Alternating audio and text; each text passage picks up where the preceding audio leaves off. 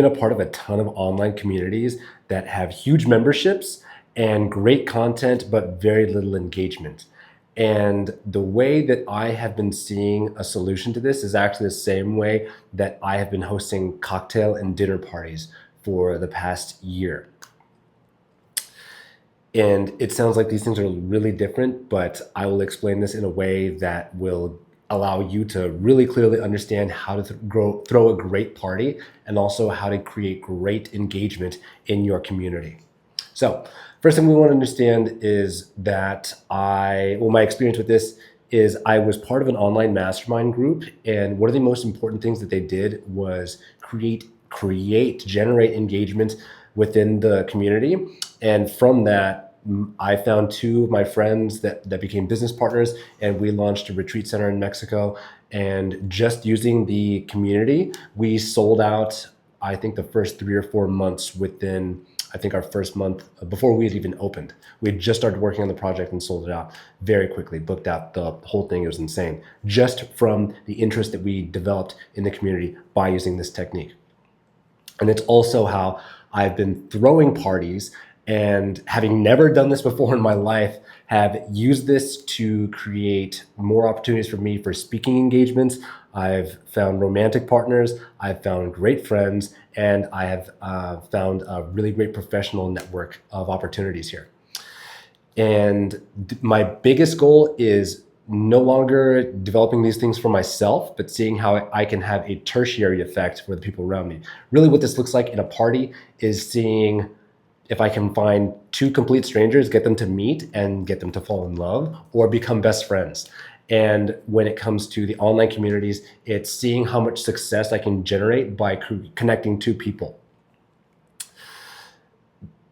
Okay, so first, the first thing we have to do is market. And we do this, I'm going to talk always in these two directions. So we're going to talk about the business or the online community, and then we're going to talk about the party. And they're going to make sense because you can use the same framework for both. The first thing we have to do is we've got to find the people. This is just, however you do this, whether it's with ads or whether it's with DMs or things like this.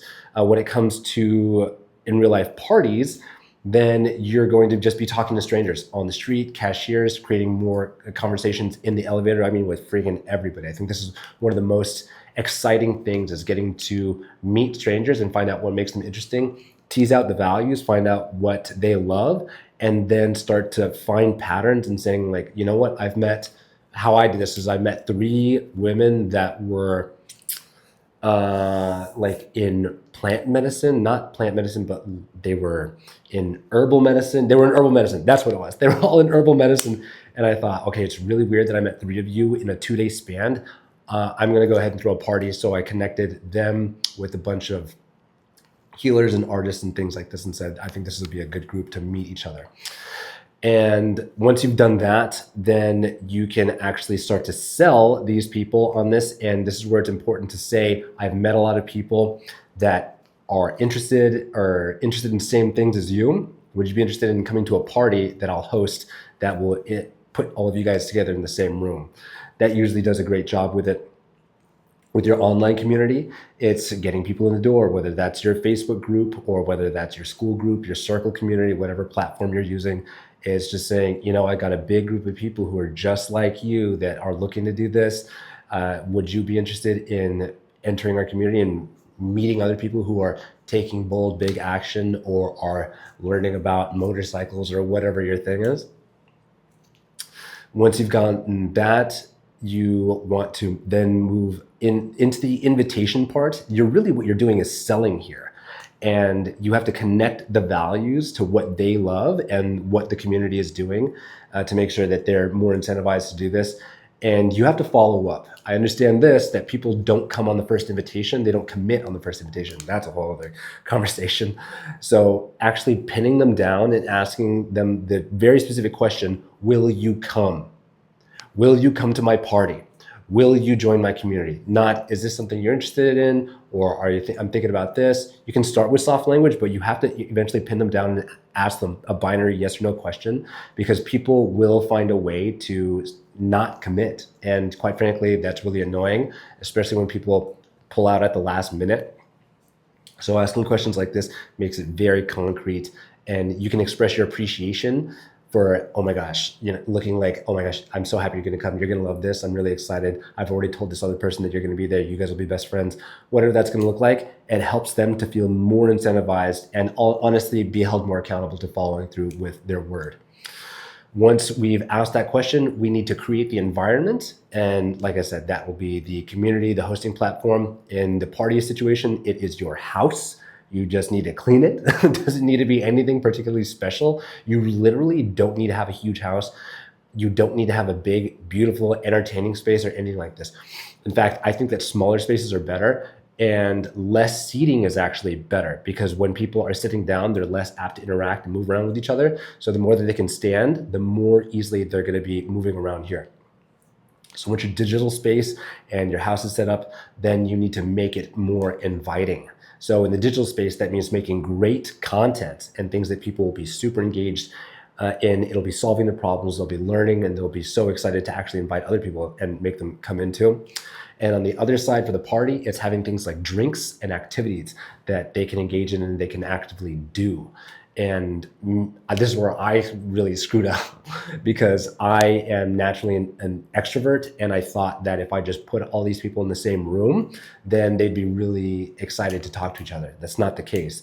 They need objects to diffuse this tension, the energy.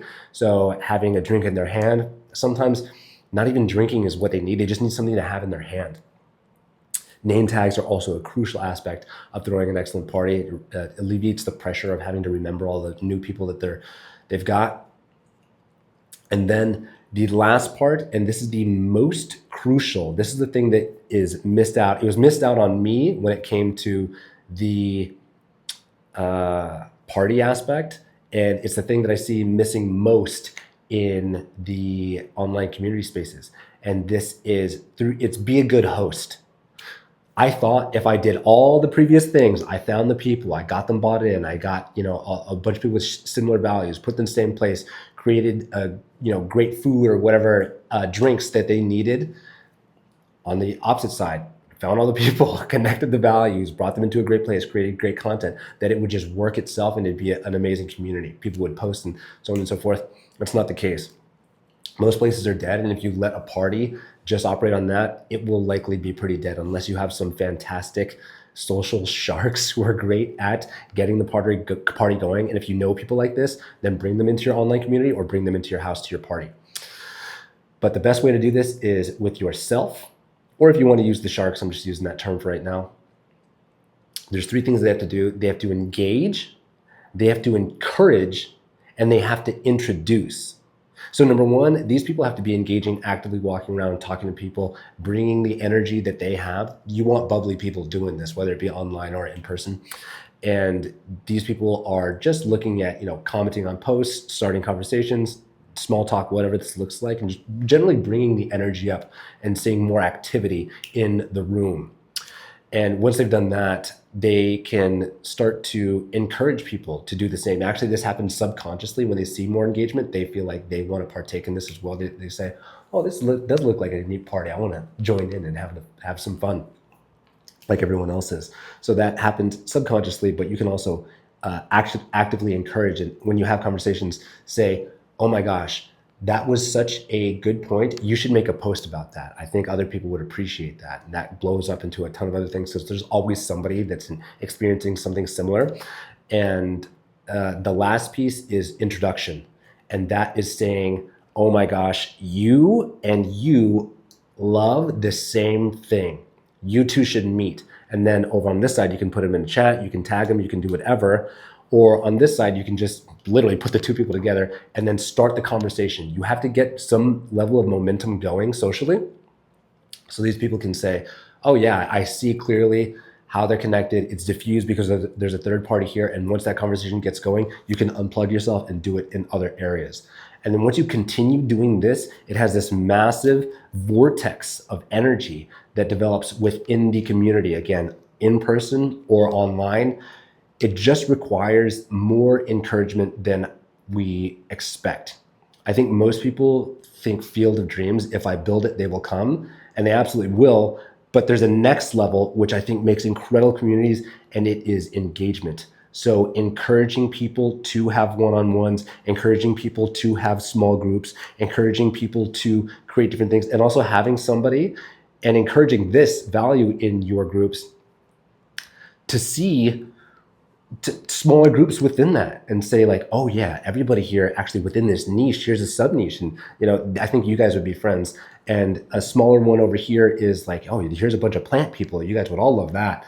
This is it's nothing short of magic when it comes to social engagement and creating communities. And I've seen the effect both on the negative end when it lacks, and I've seen when it absolutely hits off. So in all the online communities, I feel committed to doing this on my own, whether the the owner cares about it or not is relevant, because it makes my experience and the experience of people who I speak to so much better. And every city that I go to, I know that it enhances my experience of the city, and I know I can create new networks anywhere that I go. And when you have these powers in your back pocket, you feel like you are unstoppable. You are not afraid to move to different countries where they don't speak the same language. You're not afraid to go to parties. You're not afraid to enter online communities. And people really will have more respect for you because they see you as being a social authority. And they say, wow, that person knows what they're talking about. I want more. I want to be around that energy. I want some of that for myself. And I could not encourage this more highly. If you give this a try, let me know. And yeah, enjoy creating your communities.